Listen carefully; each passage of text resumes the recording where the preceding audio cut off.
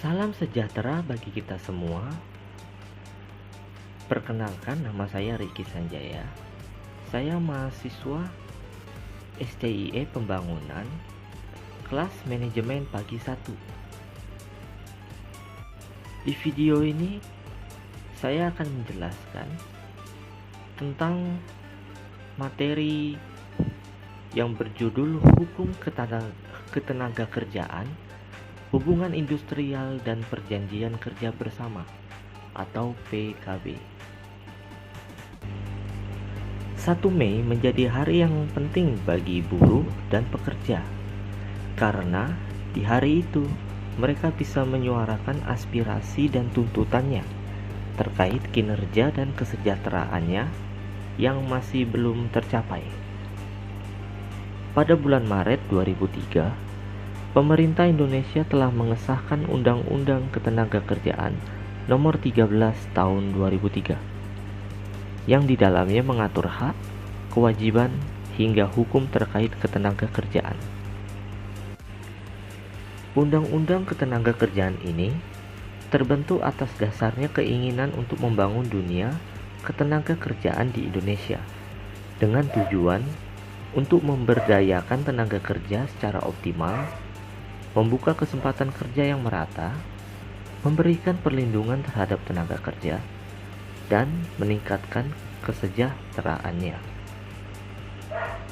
Lanjut, Undang-Undang Ketenagakerjaan didasarkan pada Undang-Undang Nomor 13 Tahun 2013 tentang Ketenagakerjaan. Dalam aturan tersebut, dijelaskan bahwa ketenagakerjaan merupakan suatu hal yang berkaitan dengan tenaga kerja, baik pada waktu sebelum, selama, dan setelah masa kerja. Nah, di sini ada peraturan perundang-undangan yang dilandasi oleh tujuan. Di antaranya adalah: pertama, untuk memberdayakan tenaga kerja secara optimal dan manusiawi. 2. Untuk mewujudkan pemerataan kesempatan kerja. 3. Guna penyediaan tenaga kerja sesuai dengan kebutuhan dan pembangunan nasional di berbagai daerah. 4. Untuk memberikan perlindungan tenaga kerja dalam wujud kesejahteraan. Terakhir 5. Untuk meningkatkan kesejahteraan tenaga kerja dan keluarga tenaga kerja tersebut. Dalam Undang-Undang Nomor 13 Tahun 2013 di pasal 5 ditegaskan bahwa setiap tenaga kerja berhak mendapatkan kesempatan yang sama untuk memperoleh pekerjaan tanpa adanya tindakan diskriminasi. Ada 2 tenaga kerja yang dapat dikelompokkan, yaitu 1. Tenaga kerja terdidik. Nah, tenaga kerja terdidik yaitu yang memiliki keahlian dalam bidang tertentu yang diperoleh dalam bidang pendidikan. Nah, contoh tenaga kerja terdidik yaitu dokter, guru, dosen, akuntan, dan pengacara. 2. Tenaga kerja terlatih. Tenaga kerja terlatih adalah tenaga kerja yang sudah memiliki keahlian dalam bidang tertentu berdasarkan pelatihan dan pengalaman. Nah, contoh tenaga kerja yang terlatih yaitu supir, marketing, montir, tukang jahit, dan lain-lainnya. Nah, sekarang kita masuk ke hubungan industrial. Hubungan industrial adalah hubungan antara semua pihak yang berkepentingan dengan proses produksi pada suatu barang atau jasa. Pihak yang paling berkepentingan atas keberhasilan perusahaan adalah pengusaha atau manajemen dan pekerja. Tujuan hubungan industrial adalah mewujudkan hubungan industrial yang harmonis, dinamis, kondusif, dan berkeadilan di perusahaan. Ada 3 unsur yang mendukung tercapainya tujuan hubungan industrial ini, yaitu 1. hak dan kewajiban terjamin dan dilaksanakan. 2. Apabila timbul perselisihan, dapat diselesaikan secara internal atau bipartit. 3. Mogok kerja oleh pekerja serta penutupan perusahaan oleh pengusaha tidak perlu digunakan untuk memaksakan kehendak masing-masing, karena perselisihan yang terjadi telah dapat diselesaikan dengan baik. Nah, kita masuk prinsip hubungan industrial. Pertama, pengusaha dan pekerja. Demikian pula pemerintah dan masyarakat pada umumnya sama-sama memiliki kepentingan atas keberhasilan dan keberlangsungan perusahaan. Kedua, perusahaan merupakan sumber penghasilan bagi banyak orang.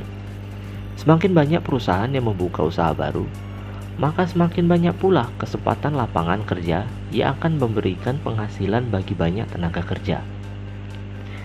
Ketiga, pengusaha dan pekerja mempunyai hubungan fungsional dan masing-masing mempunyai fungsi dan tugas yang berbeda dengan pembagian kerja dan tugas. Keempat, pengusaha dan pekerja merupakan anggota keluarga perusahaan. Sebagaimana pola hubungan sebuah keluarga, maka hubungan antara pengusaha dengan pekerja harus dilandasi sikap saling mengasihi, saling membantu, dan saling mengerti. Kelima, perlu dipahami pula bahwa tujuan dari pembinaan hubungan industrial adalah untuk menciptakan ketenangan, berusaha, dan ketentraman dalam bekerja, supaya dengan demikian dapat meningkatkan produktivitas perusahaan. Untuk itu, masing-masing pihak, perusahaan dan pekerja, harus mampu menjadi mitra sosial yang harmonis. Masing-masing juga harus mampu menjaga diri untuk tidak menjadi sumber masalah dan perselisihan. Terakhir, keenam, peningkatan produktivitas perusahaan haruslah mampu meningkatkan kesejahteraan bersama, yaitu kesejahteraan pengusaha maupun kesejahteraan pekerja.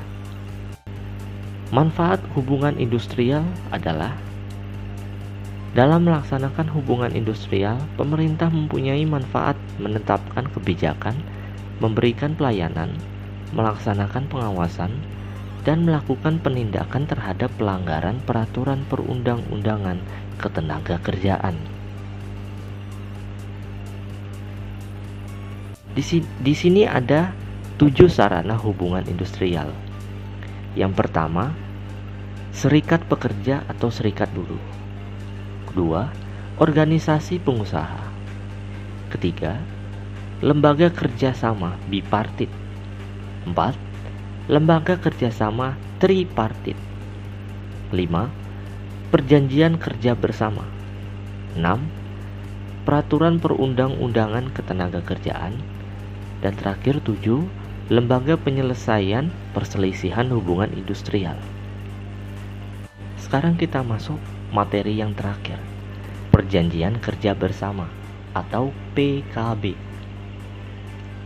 Nah, perjanjian kerja bersama atau disingkat PKB adalah perjanjian hasil perundingan antara serikat pekerja atau serikat buruh atau beberapa serikat pekerja atau serikat buruh yang tercatat pada instansi yang bertanggung jawab di bidang ketenagakerjaan dengan pengusaha atau beberapa pengusaha atau perkumpulan pengusaha yang memuat syarat-syarat kerja, hak, dan kewajiban kedua belah pihak. Nah, perjanjian kerja sama dibuat antara pengusaha dengan serikat pekerja atau serikat buruh untuk menghindari perselisihan antara pekerja dengan pimpinan perusahaan. Contohnya seperti berbagai isu perselisihan yang kerap terjadi, yang diantaranya permasalahan gaji, upah lembur, jam kerja, kenaikan pangkat, pemberhentian kerja, dan lain-lain lagi permasalahan lainnya yang sering menjadi pemicu perselisihan di antara pimpinan perusahaan dengan pekerja. Berdasarkan keputusan Menteri Tenaga Kerja dan Transmigrasi RI nomor PER-16 /MEN /XI/2011 tentang tata cara pembuatan dan pengesahan peraturan perusahaan dan pendaftaran perjanjian kerja bersama.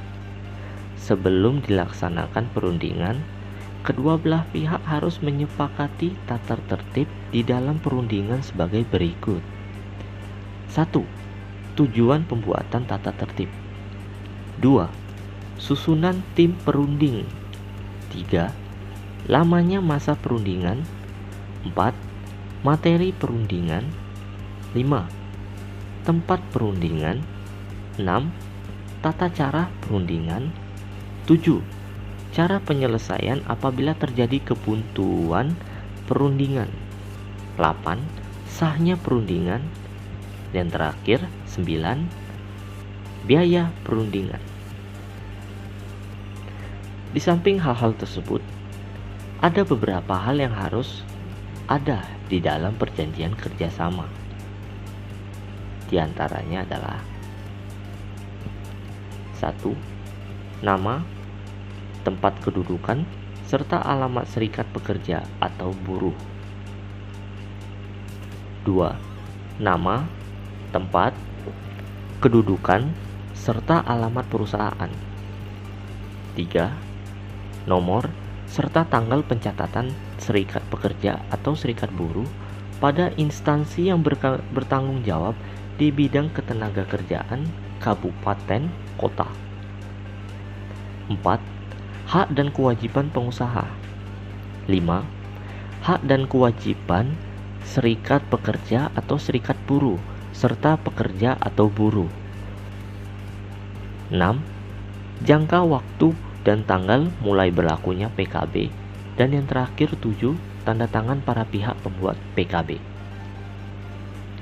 Nah, apabila seluruh materi PKB sudah disepakati dan ditandatangani oleh kedua belah pihak dan sudah didaftarkan di instansi yang bertanggung jawab di bidang ketenaga kerjaan yang dimaksudkan sebagai alat monitoring dan evaluasi pengaturan syarat-syarat kerja yang dilaksanakan di perusahaan serta sebagai rujukan utama dalam hal terjadi perselisihan pelaksanaan perjanjian kerja bersama, maka 1.